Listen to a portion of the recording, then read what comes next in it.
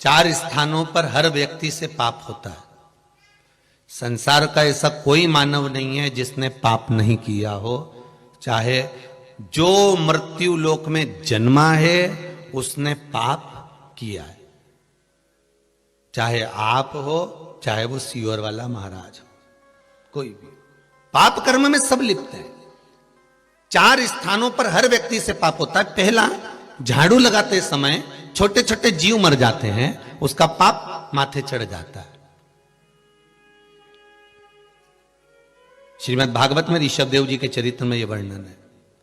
दूसरा, अग्नि जलाते समय, अभी ठंड पड़ रही होगी, आग लगा रहे होगे, अग्नि जला रहे होगे, लकड़ी जला रहे होगे, कोयला जला रहे होगे, या घर में कुछ बना रहे होगे, गैस जला रहे होगे, या आपने लाइट चालू करी। अग्नि जलाते समय छोटे छोटे पतंगे, छोटे छोटे जीव जलकर भस्म हो जाते हैं, उसका पाप हमारे माथे पर चढ़ जाता है। 2 जगह हो गई पाप कर्म की। अब तुमने पाप इकट्ठा करा कि नहीं करा, थोड़ा बहुत तो इकट्ठा हुआ ही होगा। कभी तो बल्ब जलाया होगा, बल्ब जलाया होगा तो पतंगा जला होगा, पतंगा जला होगा तो उसका पाप तुम्हारे माथे चढ़ा होगा। तुमने गैस जलाया होगा तो चींटी भी उस गैस में चली गई होगी, कोई जीव चला गया होगा, कोई छोटे छोटे कण चले गए होंगे, तुम्हें मालूम नहीं, हमको मालूम नहीं, पाप कर्म तो हुआ है।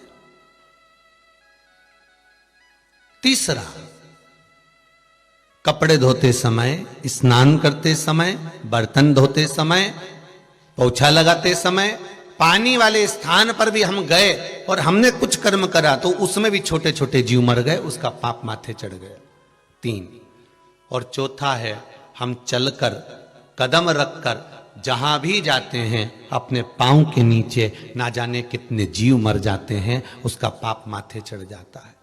4 स्थान पर हर व्यक्ति के पाप की गठरिया बंधी होती है, व्यक्ति के मस्तक पर पाप बंधा होता है। शिव महापुराण की कथा में, श्रीमद् भागवत में श्री ऋषभदेव जी महाराज ने भी ये सदित्र वर्णन करते हुए कहा कि पाप प्रत्येक व्यक्ति के मस्तक पर चढ़ा हुआ है। ऐसा कोई संसार में जन्म ही नहीं जिसके मस्तक पर पाप नहीं।